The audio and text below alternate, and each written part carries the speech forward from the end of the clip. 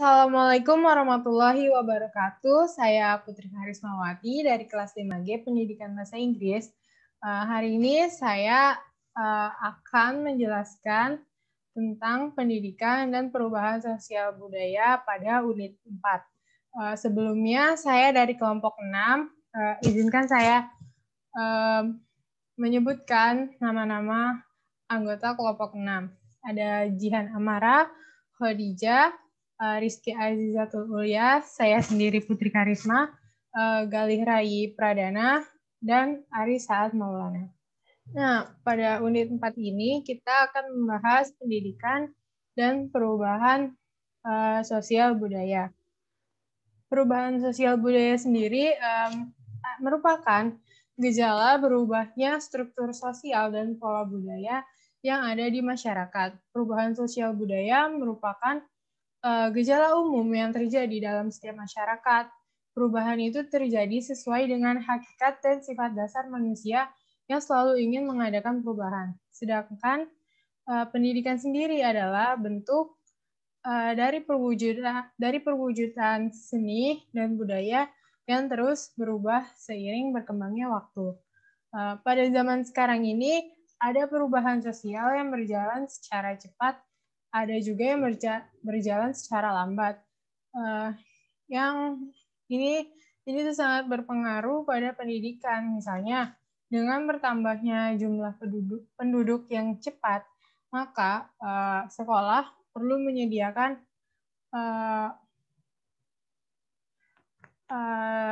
tempat lebih untuk para siswanya.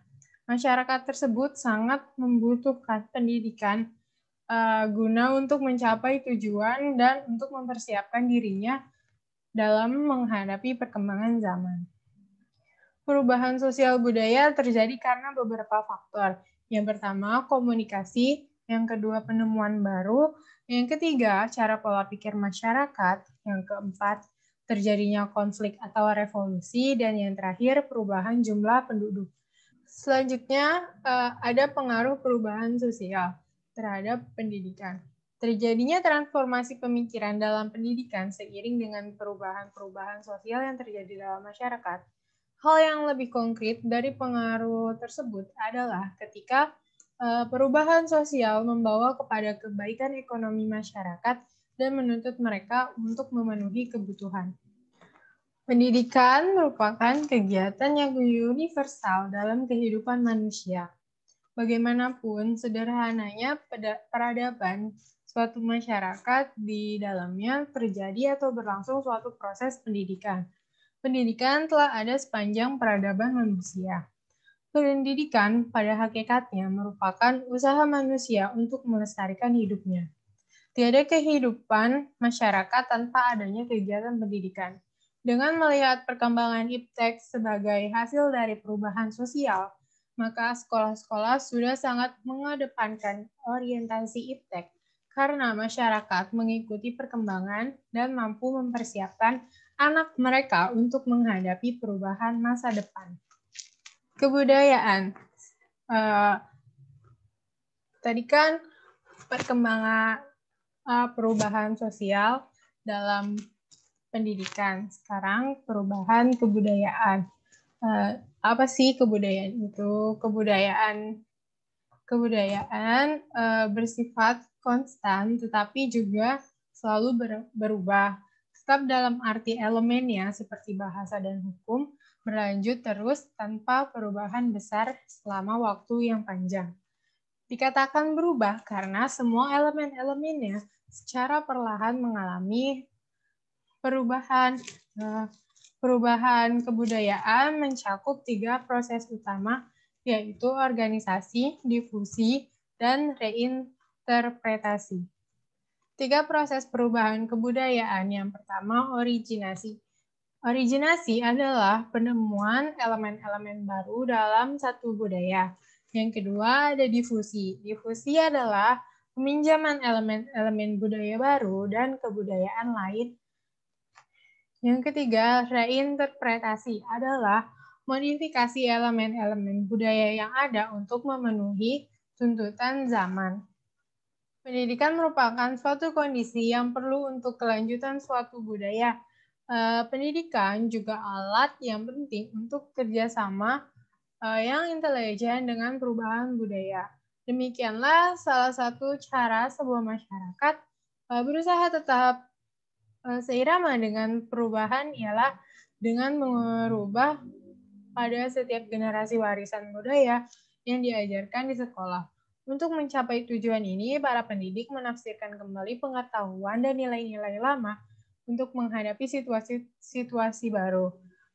Sebuah kebudayaan juga mungkin melakukan antisipasi masa depan dengan menyiapkan generasi-generasi muda dengan informasi, sikap-sikap, dan keterampilan tertentu yang direncanakan untuk menghadapi situasi tertentu untuk dapat menghadapi situasi yang akan datang. Terdapat beberapa aliran untuk mempengaruhi dan mengontrol kebudayaan, antara lain yang pertama ada aliran progresif.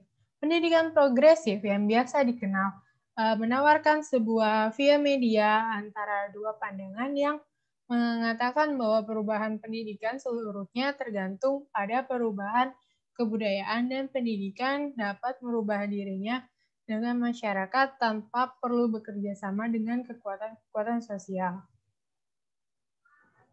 Yang kedua, aliran konservatif. Dalam pandangan ini, sekolah bertanggung jawab menanamkan dalam diri siswa apa yang secara permanen berguna dalam warisan budaya dan bagi penyesuaian mereka terhadap masyarakat yang akan ada pada waktu itu. Jika sekolah berubah menjadi agen perubahan budaya, maka sekolah akan mempersiapkan peserta didik untuk menimbang masalah-masalah budaya menurut nilai-nilai mereka sendiri.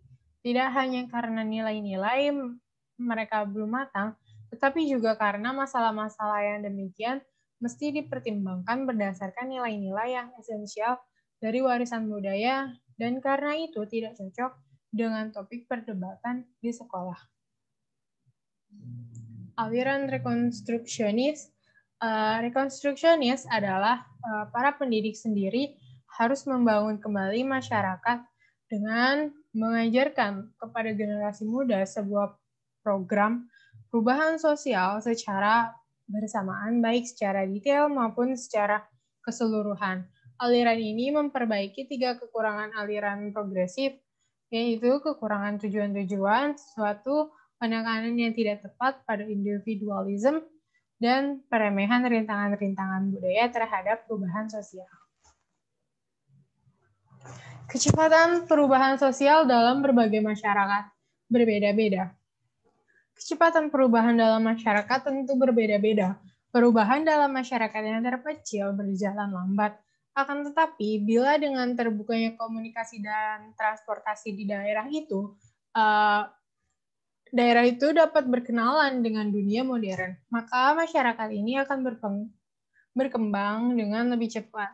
Ada aspek-aspek kebudayaan seperti adat, istiadat yang disampaikan turun-temurun dalam bentuk aslinya. Akan tetapi, banyak pula adat kebiasaan yang mengalami perubahan, terutama dalam masyarakat modern. Di samping itu, terdapat perubahan kecepatan dalam berbagai aspek kehidupan masyarakat. Perubahan mengenai benda-benda material seperti alat-alat, pakaian, hasil industri, misalnya mobil, radio, arloji, dan sebagainya sangat cepat. Orang senantiasa mencari barang yang paling modern dan paling baru. Barang-barang yang ketinggalan zaman segera ditukar dengan barang yang baru. Sebaliknya, terdapat hambatan dan rintangan yang keras terhadap perubahan dalam agama, adat istiadat, norma-norma, dan bentuk pemerintahan, filsafat hidup, dan sebagainya. Usaha untuk mencegah perubahan tidak selalu mudah, karena sering ada hubungan antara perubahan material dengan perubahan cultural. Karena usaha untuk mencegah perubahan tidak selalu mudah, pendidikan berfungsi untuk menyampaikan, meneruskan, atau mentransmisi kebudayaan di antaranya nilai-nilai nenek moyang kepada generasi muda, seperti yang dikatakan oleh Nasution tahun 1983. Sekolah juga turut mendidik generasi muda agar hidup dan menyesuaikan diri dengan perubahan-perubahan yang cepat akibat perkembangan ilmu pengetahuan dan teknologi. Dalam hal ini, sekolah merupakan agent of change, lembaga perubahan. Sekolah mempunyai fungsi transformatif. Setidaknya, sekolah harus dapat mengikuti laju perkembangan agar bangsa jangan ketinggalan dalam kemampuan dan pengetahuan dibanding bangsa-bangsa lain. Untuk itu, kurikulum harus senantiasa mengalami perubahan dan pembaruan. Dalam kemajuan teknologi dan ilmu pengetahuan, sekolah memegang peran penting sebagai agent of change untuk membawa perubahan sosial. Akan tetapi dalam norma-norma sosial seperti struktur keluarga, agama, filsafat, bangsa, sekolah cenderung untuk mempertahankan yang lama dan mencegah terjadinya perubahan yang dapat mengancam keutuhan bangsa. Sekian penjelasan dari saya, semoga kalian mengerti apa yang saya jelaskan. Mohon maaf bila banyak kekurangan dan kesalahan. Thank you for watching and thank you for your